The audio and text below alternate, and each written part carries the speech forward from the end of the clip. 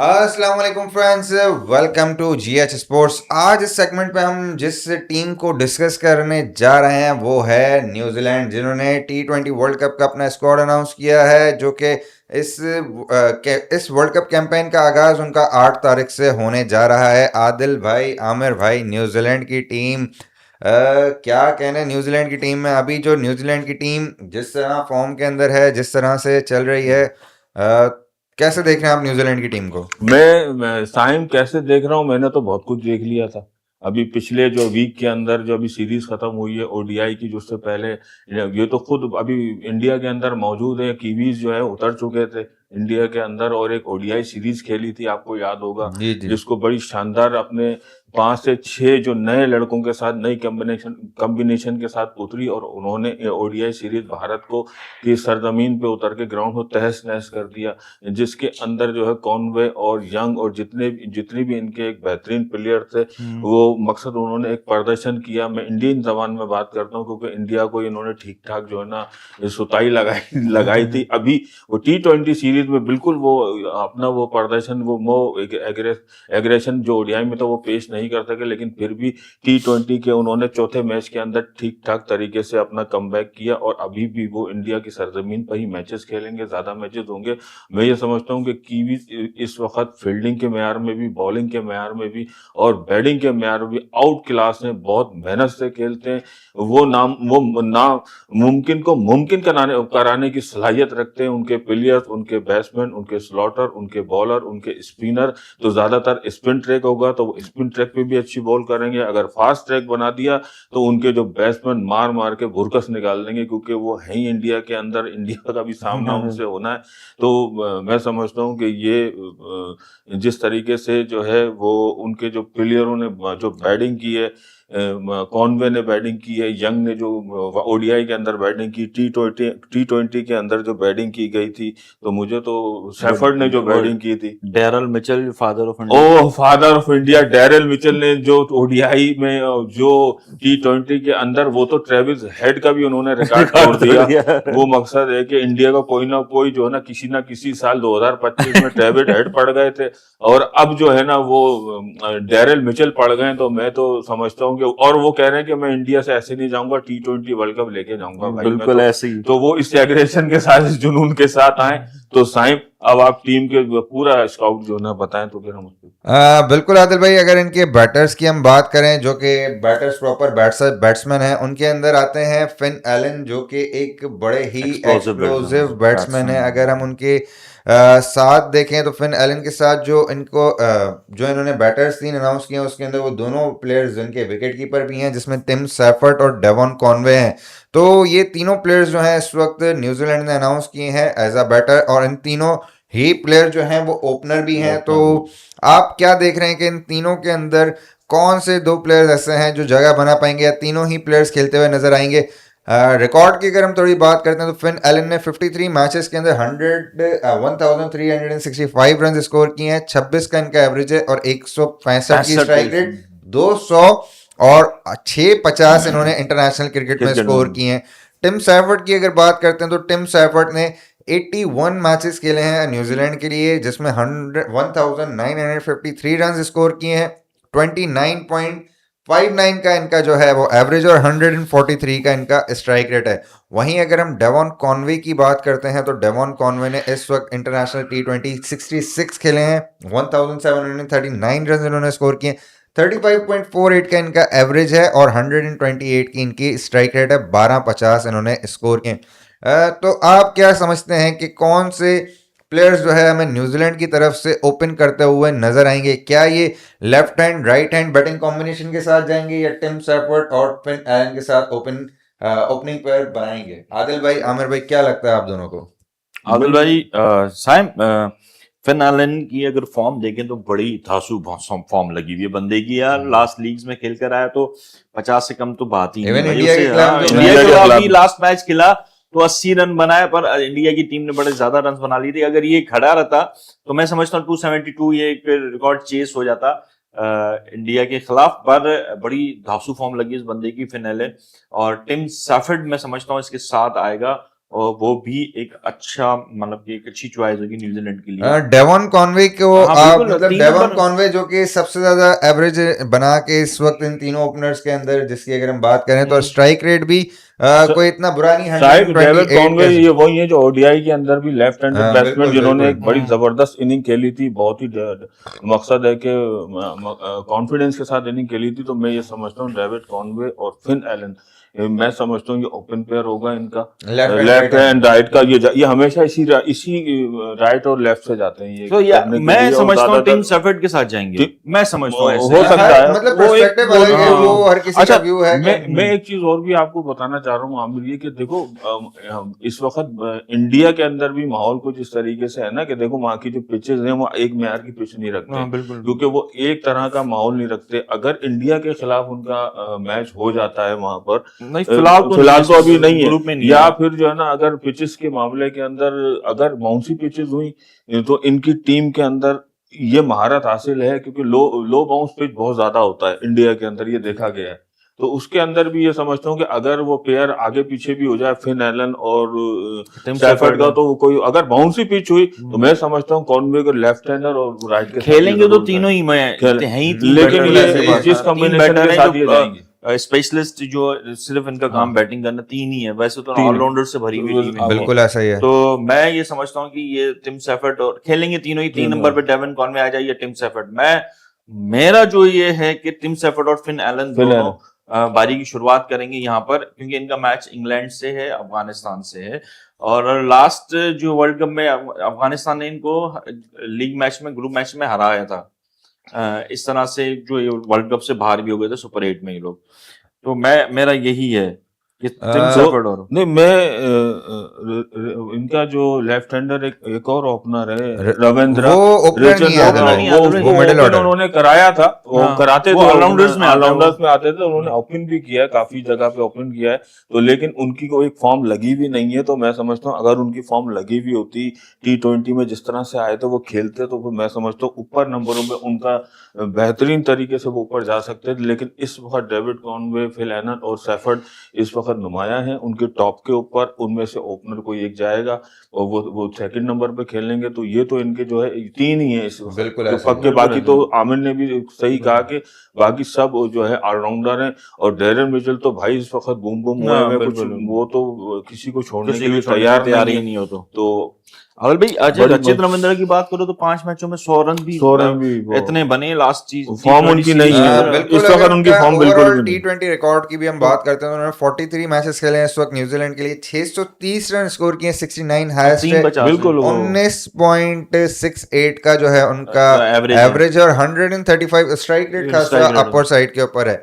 तो रचित रविंद्र मैं समझता हूं कि चौथे नंबर के ऊपर, बिल्कुल रचित रविंद्र और मार्क चैपमैन, इन दोनों में से कोई एक प्लेयर जो है वो हमें चौथे नंबर पे खेलता हुआ नजर आ सकता है। जिसमें अगर मार्क चैपमैन की हम बात करें तो 104 मैच इन्होंने खेले हैं, 1980 रन इन्होंने स्कोर किए हैं, 26.40 इनका एवरेज है, 100 है, स्ट्राइक रेट 135 है। स्ट्राइक रेट दोनों का सेम है, लेकिन अगर परफॉर्मेंस की बात करें तो इसकी बेहतर है, बिल्कुल। मार्क तो चैपमैन की इन बेहतर दोनों में से कोई एक प्लेयर जो है हमें चौथे नंबर पे खेलता हुआ नजर आएगा न्यूजीलैंड के अंदर। उसके परफॉर्मेंस के हवाले से बात करें तो मार्क चैपमैन की जगह बनती है। और अगर जिस तरह फॉर्म, मतलब फॉर्म तो चले इस वक्त रचित रविंद्र की, लेकिन प्रेफरेंस जो है वो रचित रविंद्र को पहले दी जाती है मार्क चैपमैन के। और मार्क चैपमैन के 100 भी उसने मारा हुआ, 10-50 भी हैं, और इससे ज्यादा मैचेस का इसके बाद एक्सपीरियंस भी है T20 का। तो 135 के स्ट्राइक रेट है, एवरेज भी 26 का है। तो ये मार्क चैपमैन को ये नीचे भी मैंने काफी देखा कि भेजते हैं उसको के बाद। तो इसको मैं समझता हूँ कि इस वर्ल्ड कप में एक उनको यूज करना चाहिए 4 नंबर के अंदर, तो अच्छा साबित होगा, क्योंकि रचित रविंद्र इस वक्त वो फॉर्म नहीं है जो होनी चाहिए। तो बिल्कुल आमिर सही है कि वो इस वक्त वो इस फॉर्म में भी नहीं है। लेकिन जाहिर बात है कि जो फॉर्म में होंगे, T20 वर्ल्ड कप इवेंट है, तो ये इस वक्त ये इनको ही लेके जाएंगे ऊपर। अब हम जब नीचे की तरफ आते हैं तो आप देखेंगे डेरन मिचेल फौरन अगर कोई मामला होते हैं खराब तो आ जाते हैं और पूरी इनिंग खेल रहे हैं। बिल्कुल ऐसा ही है। इनको अभी न्यूजीलैंडर्स को, कीवीज को इतनी फिक्र नहीं हो कि इनके जितने भी ऊपर से जो बैट्समैन है 5 तक बहुत फॉर्म में जा रहे हैं, ऑलराउंडर फॉर्म में इस वक्त। आदिल भाई मैं जो समझता हूं, मैं ये समझ रहा हूं कि 4 नंबर के ऊपर ये रचित्र रविंद्रा को ही खिलाएंगे, खिलाएंगे, प्रेफरेंस बिल्कुल। देंगे। उसके बाद 5वें पे डैरल मिचेल हमें मिचेल। खेलते हुए नजर आएंगे।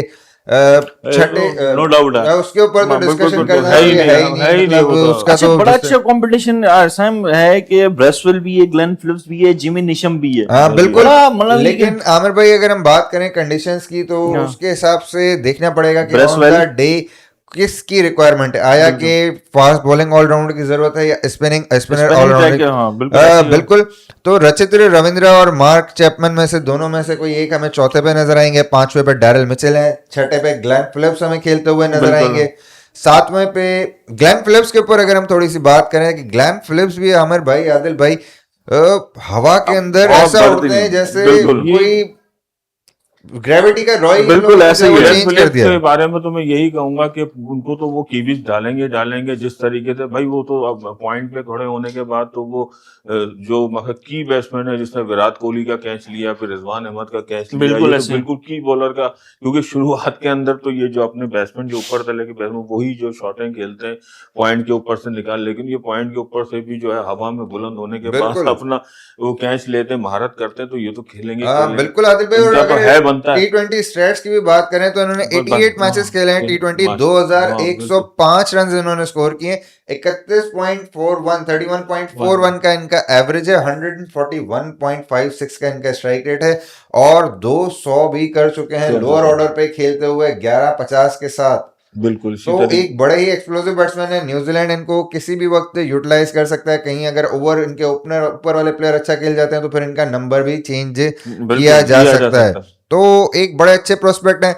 7वें नंबर पे जो प्लेयर हमें नजर आ रहे हैं इस लाइनअप के अंदर वो होंगे इनके अपने कैप्टन मिचेल सेंटनर, जो कि एक बड़े अच्छे ऑलराउंडर हैं। बड़ी अच्छी अच्छी परफॉर्मेंसेस मिचेल सेंटनर की तरफ से भी हमें नजर आई हैं। टीम के तो बिल्कुल कैप्टन है टीम के। और अगर हम फॉर्म T20 स्टैट्स की बात करें इनके बैटिंग के अंदर तो 127 मैचेस उन्होंने T20 के खेले हैं। 2604 रन इन्होंने स्कोर किए हैं। 135 इन्होंने विकेट्स ली हैं।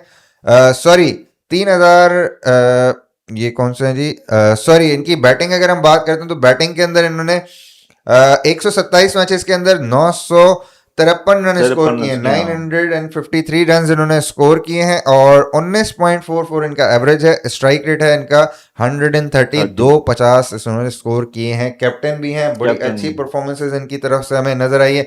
बॉलिंग की अगर बात करते हैं तो T20 क्रिकेट में 3 बार इन्होंने 4 खिलाड़ियों को आउट किया है T20 मैचेस के अंदर। बिल्कुल साइम मिचेल जोसेफ सेंटनर जो है वो कैप्टन है। और मैं आपको ये बताता चलूं कि इन्होंने जो है 2016 के अंदर जो T20 वर्ल्ड कप हुआ था उसमें जो है नागपुर में इंडिया के खिलाफ ही इन्होंने 11 रन देके 4 खिलाड़ियों को आउट 16 में, जहां से इन्होंने कदम रखा था अपने कैरियर का। और डेनियल विटोरी को जो है रिप्लेस के अंदर ये आए थे। डेनियल विटोरी भी अपने वक्त लेफ्ट आर्म एक आउट क्लास ऑर्थोडॉक्स बॉलर थे, उनकी जगह को इन्होंने पूर किया।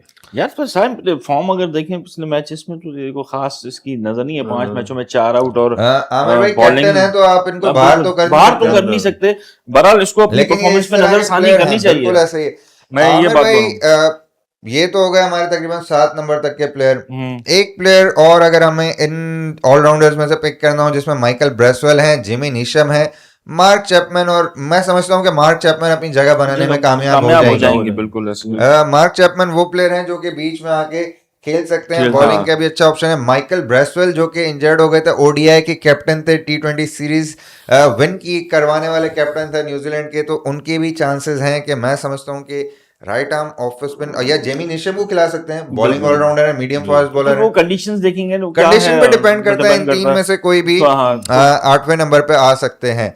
फास्ट बॉलिंग ऑप्शन अगर हम इनके देखें तो फास्ट बॉलिंग ऑप्शन खासे भरे हुए नजर आ रहे हैं।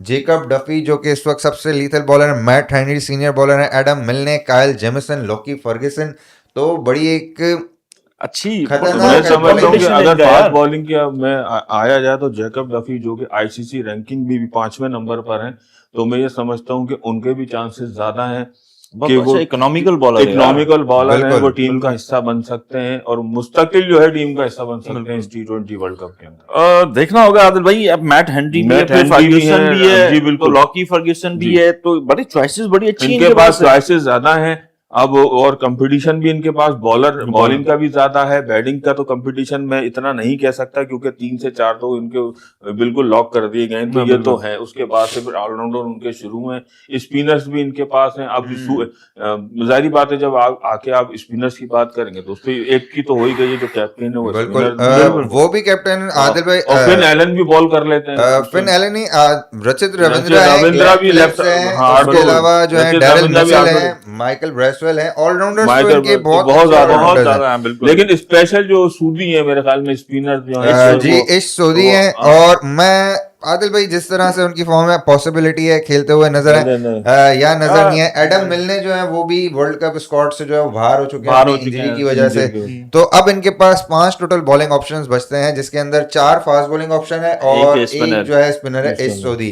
तो 3 जगह हमारे पास इस वक्त खाली बची हैं प्लेइंग 11 के अंदर। तो मैं समझता हूं कि न्यूजीलैंड की टीम इस वक्त जो ज्यादा प्रेफरेंस देगी वो जेकब डफी, लॉकी फर्गुसन और मैट हेनरी, इन तीन के साथ जाती हुई मुझे नजर आएगी। कभी हुआ भी तो फिर अपना इंशाल्लाह इस सूदी को मौका मिल जाए कंडीशन किसी एक बॉलर, फास्ट बॉलर को रिप्लेस करके। असल में देखो साइम और आमिर, ये अगर श्रीलंका के अंदर मामला होते हैं ना तो सूदी को ये जगह भी दे देते हैं। यार इंडियन पिचेस का मसला यही है कि ये अब T20 वर्ल्ड कप में ज्यादातर बैटिंग ट्रैक बनाएंगे, मुझे ऐसा लगता है। नहीं, अब तो आईसीसी के क्यूरेटर्स होंगे ना, नहीं ऐसा नहीं, वो बात उन्हीं के मानते हैं। वो तो यार आपने भी बड़े बड़े इवेंट्स में देखा, वो बात ही उन्हीं की मानते हैं कि भाई ये पिच जो है आईसीसी इवेंट है ना, वो आईसीसी का इवेंट तो है, लेकिन यार आईसीसी के इवेंट के अंदर भी मैंने ये देखा कि भाई अगर इंडिया में होता है तो आपने वो देख लिया यार, उसमें भी मकसद है कि जो वर्ल्ड कप हुआ था 2023 के अंदर भी आपने देख लिया कि किस तरह की पिचेस बनी थी।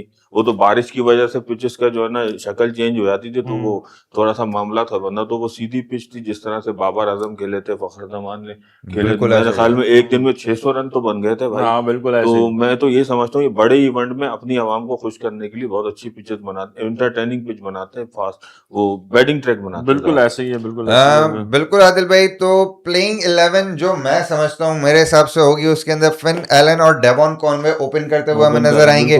1 डाउन जो है वो टिम सैफर्ड हमें आते हुए नजर आएंगे। चौथे नंबर पे रचित रविंद्रा हमें खेलते हुए नजर आएंगे। 5वें नंबर पे डैरिल मिचेल, 6ठे पे ग्लेन फिलिप्स, जो मेरी 11 है मैं उसके हिसाब से बता रहा हूँ। 5वें पे डैरिल मिचेल, 6ठे के ऊपर ग्लेन फिलिप्स, 7वें के ऊपर मिचेल सेंटनर, 8वें के ऊपर जो है वो थोड़ा सा मैं कंफ्यूज हूँ कि माइकल ब्रेसवेल भी हो सकते हैं, चैपमैन भी हो सकते हैं और जिमी नीशम भी हो सकते हैं, लेकिन उसमें डिपेंड मार्क चैपमैन को रखें, लेफ्ट हैंडेड जो मार्क चैपमैन है इनको रखें आप। बिल्कुल आदिल भाई, ये मैं समझता हूँ कि इनका बिल्कुल होगा, इम्पैक्ट होगा। उसके बाद आप देखिए क्या बताया मुझे। बिल्कुल आदिल भाई, उसके बाद अगर लोअर ऑर्डर की हम 9वें, 10वें और 11वें की बात करते हैं तो मैं समझता हूँ कि जेकब डफी, लॉकी फर्गुसन और मैट हेनरी हमें तीनों दिखेंगे। काइल जेमिसन और सोदी हमें बाहर बैठे हुए दिखेंगे अनटिल एंड अनलेस कि जरूरत हो, कंडीशन जो है वो इस सऊदी को खिलाने की फेवर में हो तो फिर वो तो इस सऊदी जो है वो खेलते हुए नजर आएंगे। मेरी प्लेइंग 11 ये है। आदिल भाई आप के इसके अंदर कुछ चेंजेस है, कोई चीज? नहीं, मेरा तो जैकब डफी आ जाएगा, चैपमैन के बाद जैकब डफी आ जाएगा जी, और उसके बाद मैं सूदी को भी रखूंगा अपनी टीम के अंदर, सही, बिल्कुल रखूंगा सूदी को। उसके बाद फिर एक हमें जो है एक और जो है मैट हेनरी जो है, इनके जो राइट आर्म फास्ट मीडियम जो है उनको मैं रखूंगा। आदिल, आमिर भाई आप?